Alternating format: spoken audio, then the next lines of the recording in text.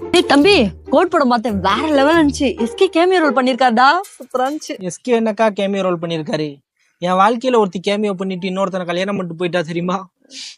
அந்த கதை தெரியுமா உனக்கு? அம்மா இந்த ஒரு நிமிஷம் போட்டு வர்றேன். ஐயோ, என் கதையை கேட்க கூட யாருமே இல்லையே.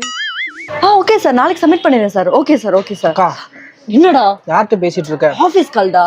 ஆபீஸ் காலா? இதே மாதிரிதான் அவளும் ஒரு தடவை ஆபீஸ் கால் பேசிட்டு இருந்தா. போடா பேசாம, சாவடிச்சிருவேன். என் கதையை கேட்க யாருமே இல்லையா? அக்கா, என்னடா ஃப்ரீயா இருக்கியா? ஃப்ரீயா தான்டா இருக்கேன். அவன் என்ன பண்ண தெரியுமா? 2 hours later.